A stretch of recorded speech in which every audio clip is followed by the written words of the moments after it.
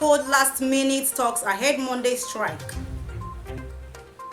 Measles vaccination. KOGI First Lady flags off campaign, calls for massive turnout.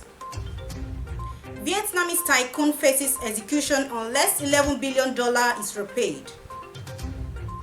And in sports, OSIMHEN vows to win UEFA Europa Cup for Galatasaray. A very warm welcome to you. This is MLC TV Global News, reaching you live from the city of Lokoja, the confluent state of Nigeria. I am Gift Daniel. Thanks for joining. Wife of KOGI State Governor Sefinat Usman ODODO on Thursday flagged off integrated supplementary immunization activities campaign in the state, with a call on parents to ensure that their children turn out in large numbers for vaccination against the killer disease. Sefinat Usman ODODO, while performing the ceremony in Lokoja on Thursday, stressed the need for parents to avail their children of the privileged preventive measures to tackle the disease. ODODO's wife, who was represented by the Special Advisor to the Governor on the State Emergency Management Agency, SEMA, Sandra Musa, said that the provision of the free measles vaccination is part of the state government's attention to the health of the future leaders. Sefinat ODODO affirmed that our children should be considered as our beauty in life, hence the need to give them the desired sound health. Citizens must ensure that children are available for the vaccination program, as prevention, they say, is better than cure. The Executive Director of KOGI State Primary Health Care Development Agency, Dr. Abubakar Yakubu, in his welcome address, disclosed that the 2024 measles supplementary immunization campaign was put in place by his agency in collaboration with the Ministry of Health to stop the spread of measles infection, especially at this escalating dry and Harmattan period. He explained that measles is a highly contagious viral infection that for many years has been a leading cause of death among children worldwide, saying that the only powerful weapon in the fight against it is measles vaccine. According to him, measles vaccination is only meant for children between ages of 9 to 59 months. The executive director hinted that Nigeria has recorded over 16,000 suspected measles cases between January this year to date, which according to reports is far higher than what was obtainable in the past years, with deaths of 70 people within the same period. Dr. Abubakar Yakubu also disclosed that record has it that there is 167 suspected cases of measles in KOGI State between January till this date, assuring that the target of his agency is to achieve 95% coverage of the measles campaign across KOGI. The Coalition of Civil Society Organizations KOGI NGOs Network, CongoNet, has called on state governments to provide solutions to the current economic hardship in Nigeria.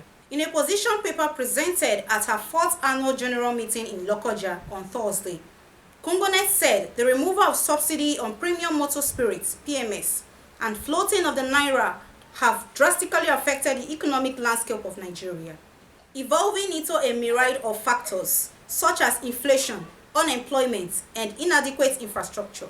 The position paper signed by Ambassador Idris Moriana and Ruben Joshua, chairperson and secretary respectively, noted that KOGI State, like many others, has felt the brunt of these challenges, leading to increased poverty and reduced quality of life for its citizens. CongoNet called for state-specific remedial strategies to address the current economic hardship in KOGI State. The coalition further proposed comprehensive remedial strategies centered on agriculture, affordable transportation, housing, health insurance, and empowerment schemes, tailored to KOGI State's unique needs.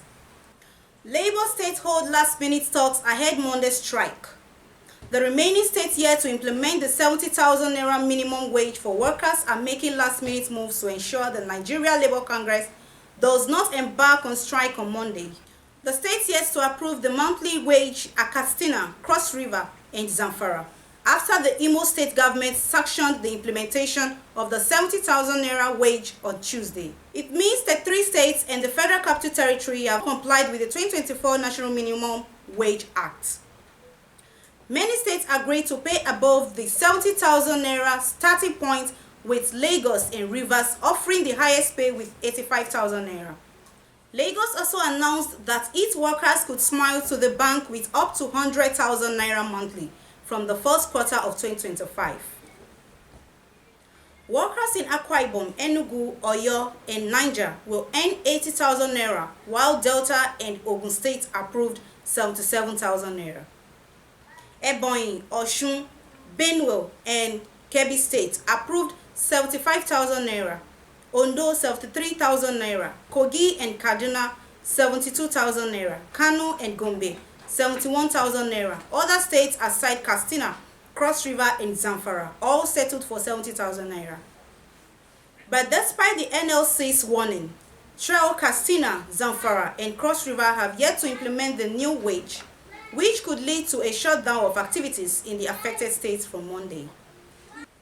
The Central Bank of Nigeria, CBN, and the Federal Ministry of Justice have resolved to tackle the rise in judgment debts against ministries, departments, and agencies, MDAs, of the federal government. Resolution was made so as to curtail the sporadic rise in garnishing cases threatening the availability of funds for development of the federal government agencies. Speaking at a 2024 roundtable with legal advisors of ministries, departments, and agencies of the federal government on Thursday in Abuja, the Deputy Governor Corporate Services of the CBN, Dr. Bala Bello, expressed worries over the huge number of garnishing proceedings against the federal government. Bala, who spoke through the Director Legal Service, CBN, Kofo Salami Alada, traced the increase in garnishing orders of the introduction of the Treasury Single Account, TSA policy of the federal government in August 2015, and called for concerted efforts to handle the situation.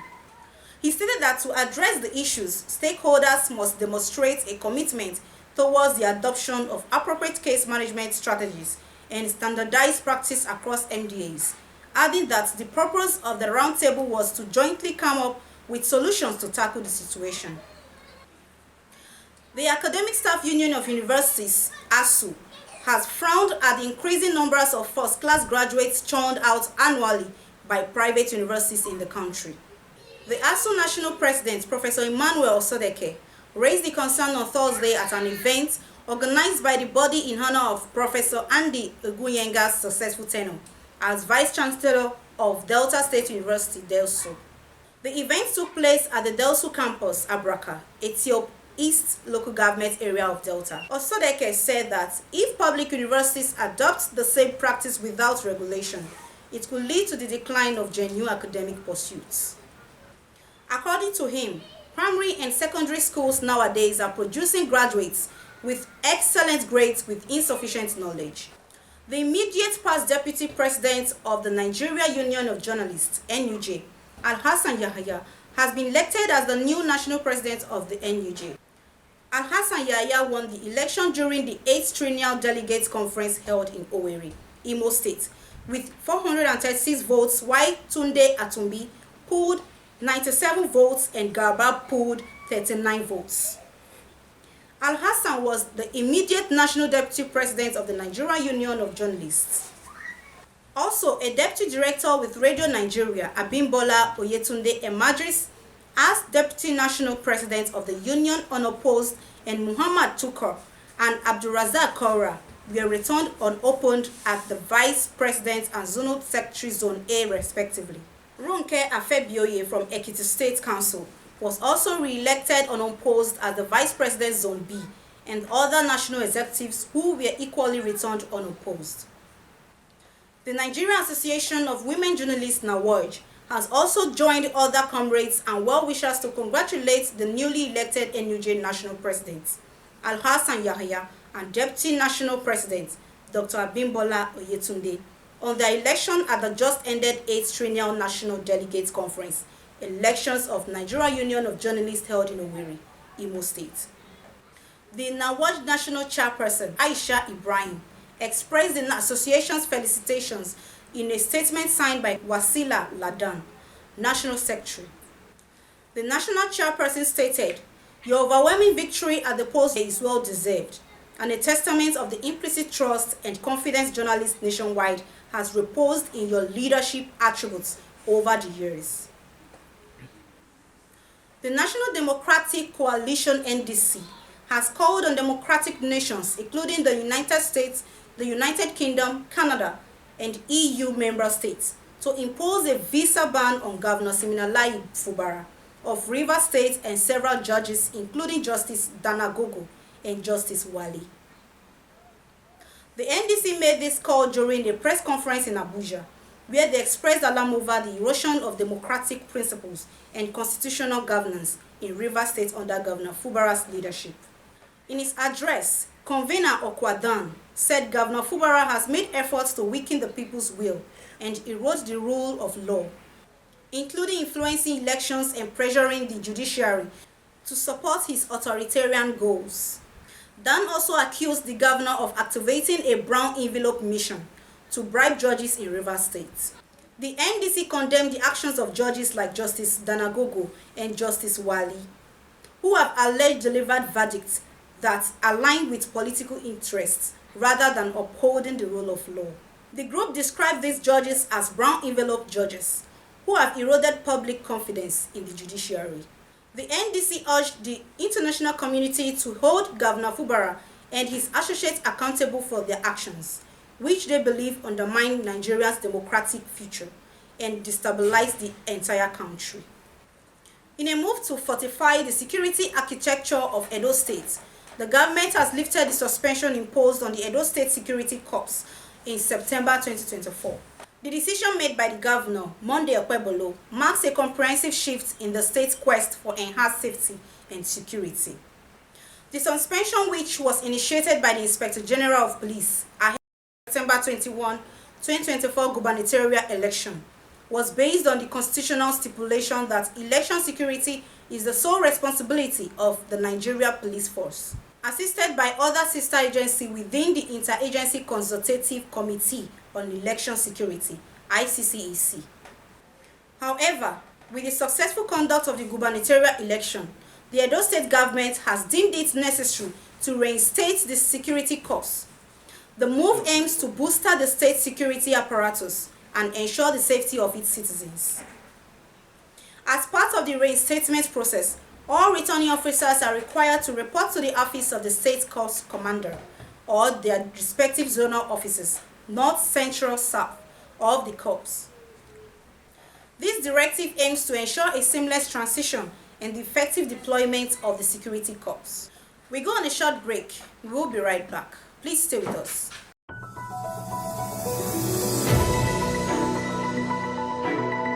MLC TV Online is here.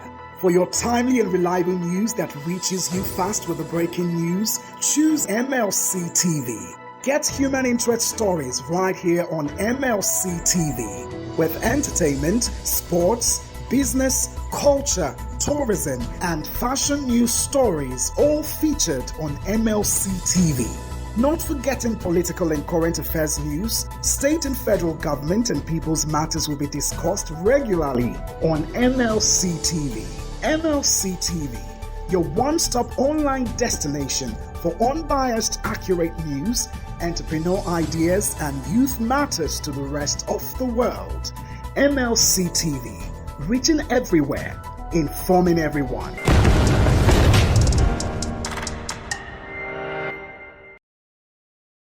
Welcome back.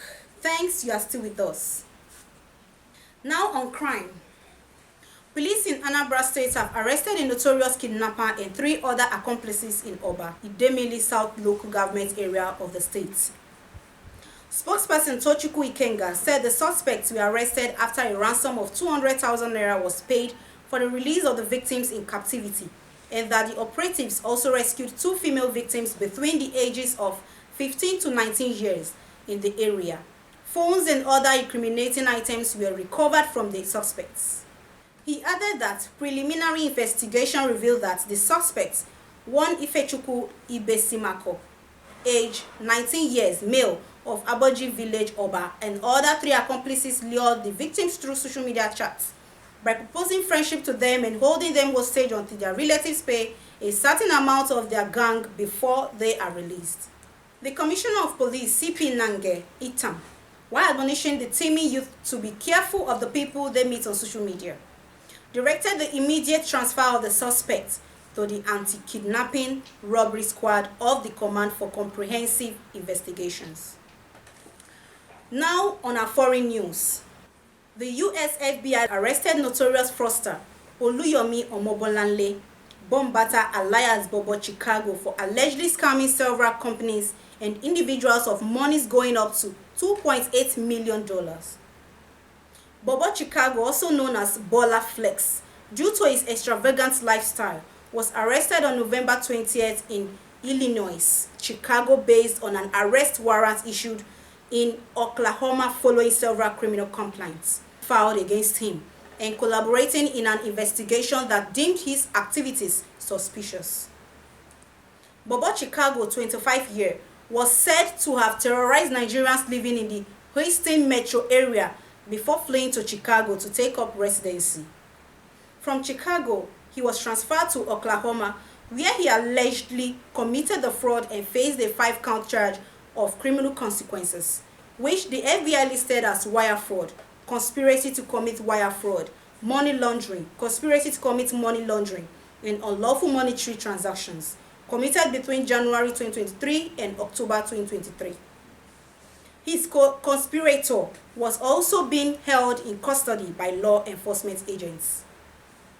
Federal agents also identified $2.8 million that Bobo Chicago collected by hacking into multiple companies and individual accounts located in the Eastern District of Oklahoma jurisdiction.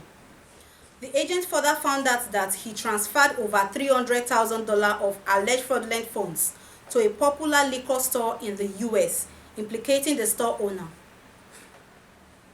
Trong My Lan, a 68-year-old Vietnamese property tycoon, has been told by prosecutors that she must repay an estimated $11 billion to avoid execution by lethal injection. Lan is currently appealing her death sentence, which was handed down in April after she was convicted of embezzling $12.3 billion from Saigon Commercial Bank. According to her lawyer, Jiang Hong Tan, Lan's legal team is working to help her avoid the death penalty, and that a group of overseas investors who have agreed to lend Lan $400 million are working on the documents required to send the money in. Tan believes that Lan can meet the payback requirements to avoid the death penalty. Under Vietnamese court law, if Lan can return 3/4 of the embezzled assets, the jury can consider a reduction in her sentence. Lan's case has grabbed global attention due to the severity of the sentence. The communist government is using her case to showcase its commitment to fighting high-level corruption. In fact, Lan is one of the highest-profile targets of the government's year-long anti-corruption crackdown, known as the Blazing Furnace campaign. Riot police in Georgia used pepper spray and water cannon against protesters against the government's suspended moves to join the European Union. Dozens of people were arrested during the tense standoff in the capital, Tbilisi, as demonstrators refused to disperse. Protests were triggered after Prime Minister Irakli Kobakize accused his bloc of blackmail and said his government would drop its pursuit of membership until the end of 2028. As earlier, EU legislators called for last month's parliamentary elections in Georgia to be rerun, citing significant irregularities. Since 2012, Georgia has been governed by the Georgian Dream Party, which critics have accused of trying to move the country away from the EU and closer to Russia. Next on our sports update.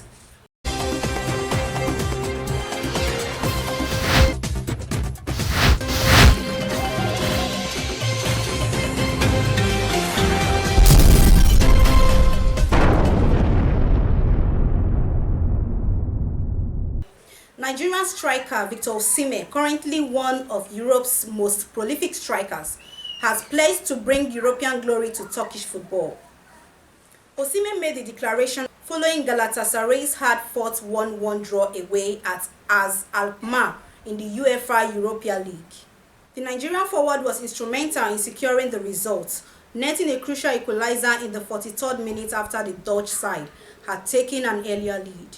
Despite the draw, OSIMHEN's confidence in the team's European ambitions remains unwavering, as he assured fans of his commitment to bringing the coveted UEFA Cup to Turkey. Nigerian quartets Ademola Lookman, William Trust Ekong, Paul Onuachu, and Asisat Oshoala have been nominated for the Best FIFA Awards 2024. Atalanta star Lookman is nominated in the Best Attackers category. The 27-year-old, who finished 14th in the Ballon d'Or ranking, is also the favorite to win the CAF Men's Player of the Year. His compatriot Trost Ekong is in contention for the Best Defender award. The centre-back was named Most Valuable Player (MVP) at the 2023 African Cup of Nations in Cote d'Ivoire early this year. Forward Onuachu is in the running for the Puskás Award, which recognizes the best goal for the year. The 30-year-old's goal against Konyaspor in the 2023-2024 Super League on November 10, 2023, during his loan at Trabzonspor, was shortlisted. Super Falcons forward Oshoala is nominated for the FIFA Mata Award. The newly introduced award is for the best goal of the year.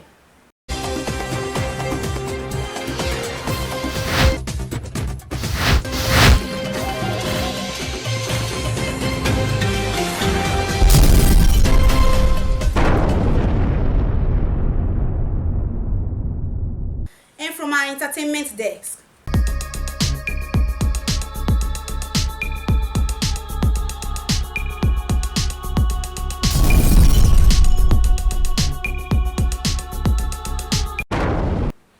the Igbira Nation has held its World Oiku Day in a colorful way that attracted the paramount rulers of Opete, Miaka, and Etuno among title chiefs, hundreds of sons and daughters of the kingdoms.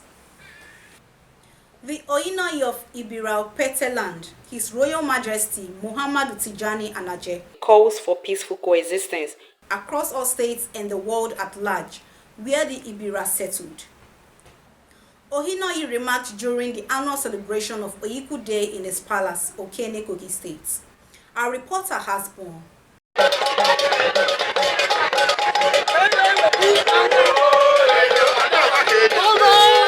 The palace of Ohinoi of Ibira land was agog as sons and daughters of the descendants of Ibira converged in harmony, celebrated with drums, and danced with their captivating songs and attire, called Itinochi.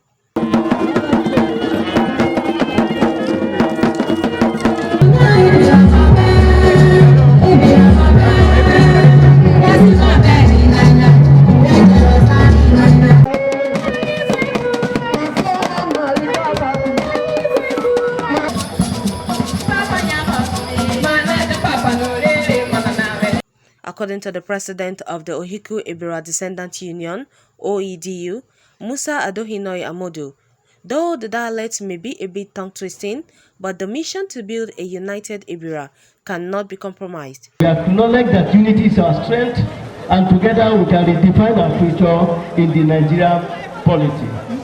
Finally, the Iberian nation must remain unwavering and steadfast in our shared mission of unifying and uplifting our peoples and developing our territories. A member of the OEDU said the time has come for development, and this can only be achieved in the number that represents the people. He advised full participation in the next headcount called census. The population census will come now. We want to sell the idea that let us come under one Igbira, not Igbiragara, not Igbiropete, not Igbirapanda, all Igbira are one. Others commended the visionaries behind the Ohiku Day, sue for love and unity among all Ibiras across the world. We should recognize this fact that we are one and indivisible one entity. This is another way of unifying Ibira people, bringing everybody together. Really attractive. The cultural display is something to say a lot about. We thank God that we are alive to witness it. Join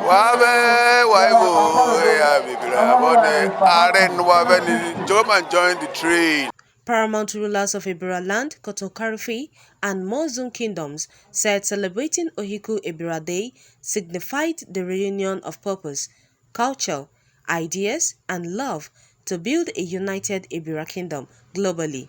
All the whole entire Ibiras from various axes in the whole world, they are here today to celebrate and show to the world that we are one big family. Over the years, we are known with separate names, but today we have one common name, and that is Ibira, properly gazetted at the federal level. So it's a great achievement. Once there's any unity, then Ebira Nation will grow more than this. Among prominent visitors is the Obaro of Kaba, His Royal Majesty Oba Solomon Owoni.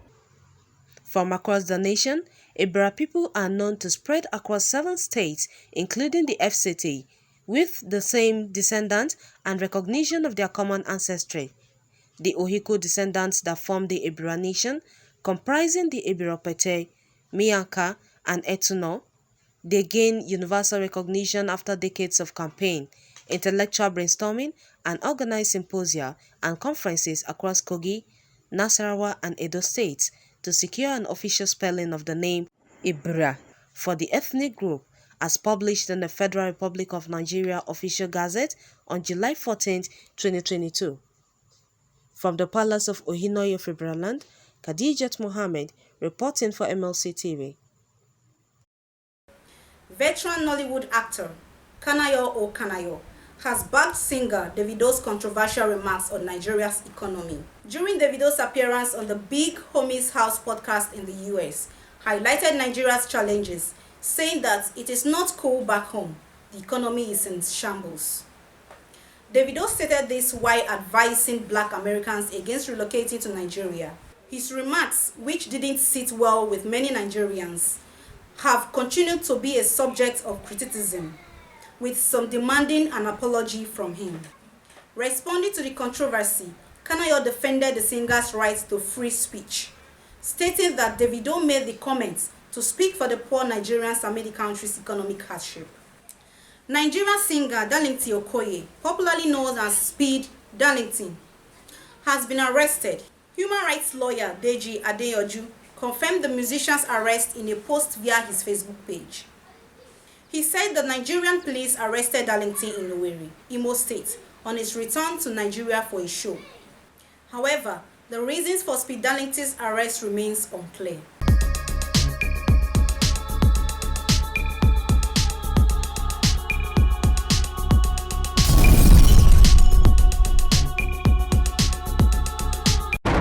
The National Inland Waterways Authority has confirmed a boat accident involving no fewer than 200 market women from Kogi State.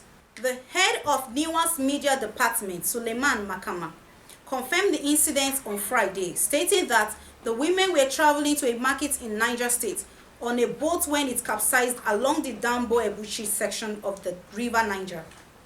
The number of casualties is yet to be ascertained. According to eyewitnesses, the boat, owned by one Musa Dangana, was carrying over 200 passengers, including market women and farm laborers, en route to the Kashak weekly market in Niger State. As of the time of this report, 8 bodies have been recovered, while search and rescue operations are ongoing to locate the remaining passengers. Makama further noted that he is awaiting clearance from NIWA management before issuing an official statement providing comprehensive details of the incident. Kogi State Governor Ahmed Usman ODODO has sympathized with victims of the recent boat MISHAP that claimed the lives of some passengers who are indigenes of Kogi State.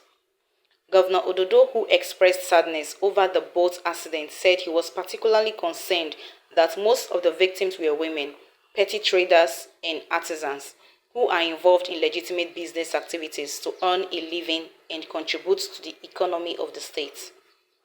The governor noted that the waterway linking Kogi and Niger State was becoming increasingly dangerous as a result of frequent boat accidents and called on relevant authorities to ensure that safety measures are put in place to minimize risks associated with water transportation in the country.